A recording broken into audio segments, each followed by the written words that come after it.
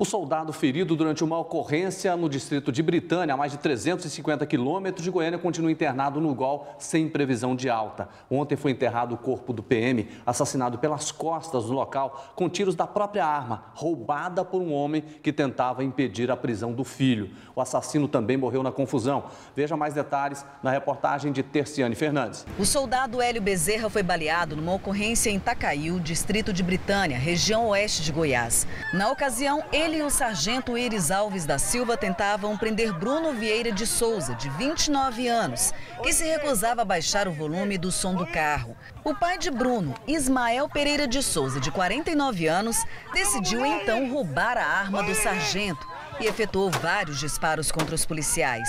O sargento Iris morreu a caminho do hospital. Já o parceiro dele, Hélio Bezerra, mesmo ferido, conseguiu atirar contra Ismael, que também morreu. O corpo do sargento Iris Alves da Silva foi enterrado na manhã desse domingo em Jussara.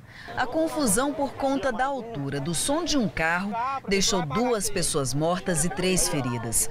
Após decisão da Justiça, Bruno Vieira de Souza, de 29 anos, filho do homem que roubou a arma do policial e que estava preso em Aruanã, deixou o presídio na noite de sábado.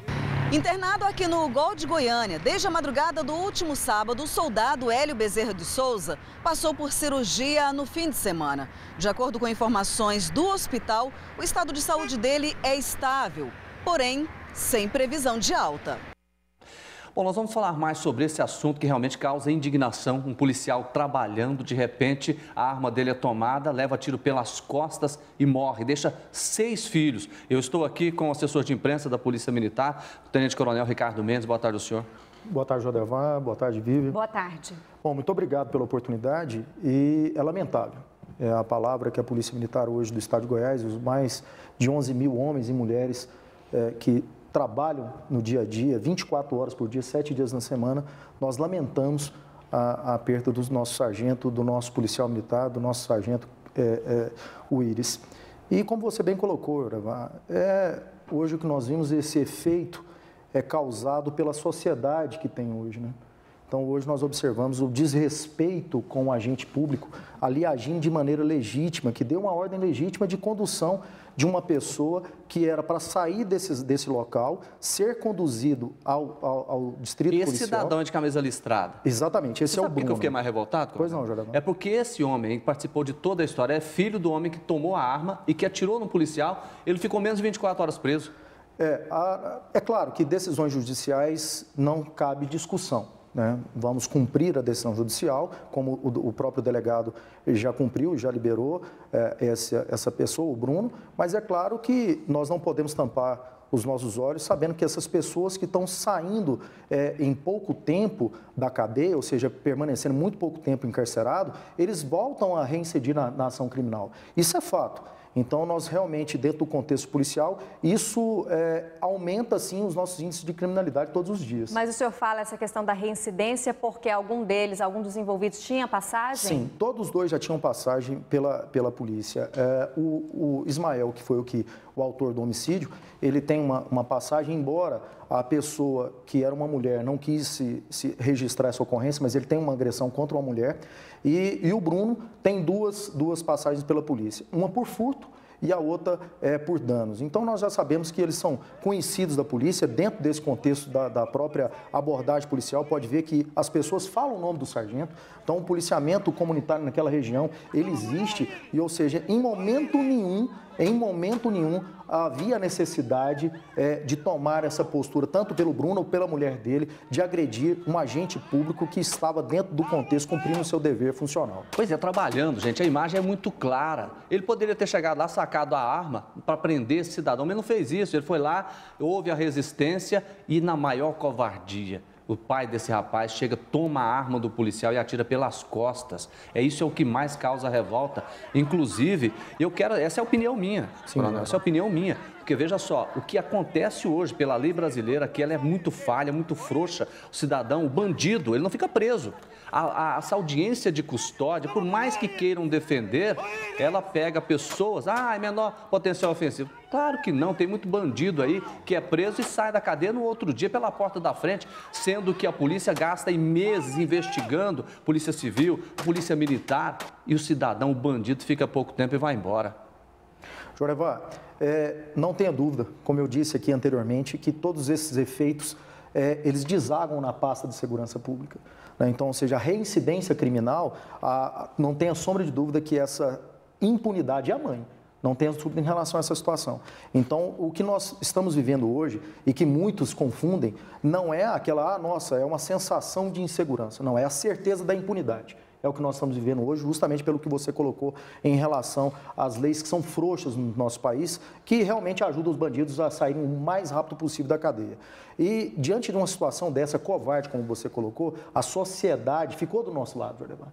A sociedade aplaudiu a ação da Polícia Militar, a sociedade lamentou a morte do policial militar, e eu aqui faço um apelo em nome de todos os policiais militares do Brasil, que a população também faça essas menções de aplauso quando um policial militar ele faz uma ação, ou seja, heróica, né, prendendo bandido, que a população possa também filmar essas ações heróicas do policial militar e possa aplaudi-lo lá, né, naquela situação, porque na verdade para nós não interessa o herói morto, o que interessa é o bom policial e o policial vivo. E nós desejamos uma boa recuperação ao soldado Hélio Bezerra. Muito obrigada. Agora, tem uma matéria, inclusive, Coronel, o senhor está falando disso aí, essa violência toda não é só aqui em Goiás contra o policial militar, o policial civil, não. Olha só, tem pesquisa indicando que pelo menos 2 policiais morrem por dia durante o exercício da profissão. Veja. O clima na 37ª Companhia Independente da Polícia Militar ainda é de tristeza e comoção pela morte trágica do aspirante Renato Montalvão,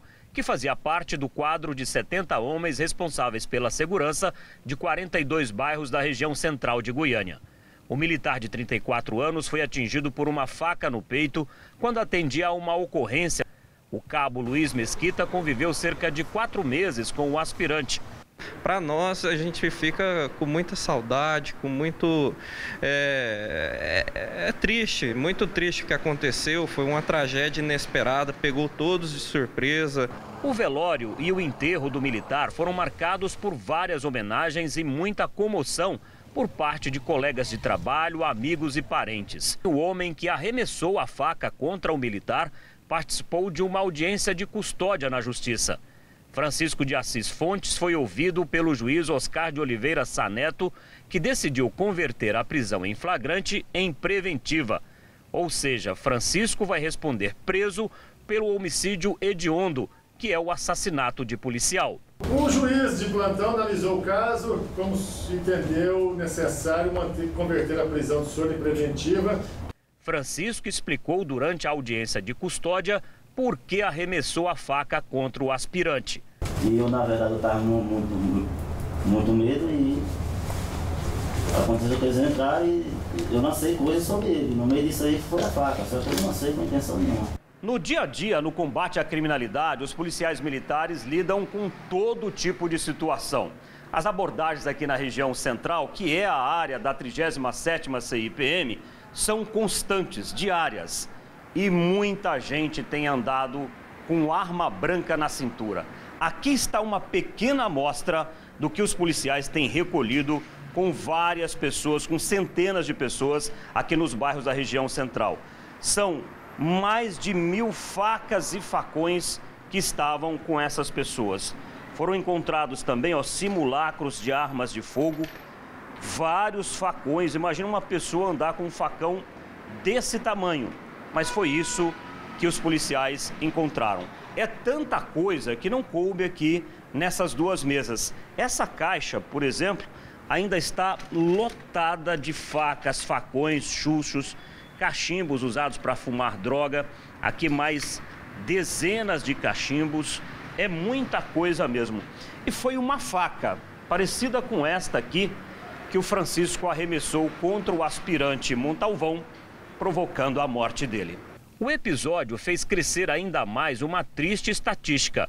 os assassinatos de policiais civis e militares no Brasil no exercício da profissão ou em razão dela, como durante um assalto em que o bandido mata o policial por medo de ser descoberto depois.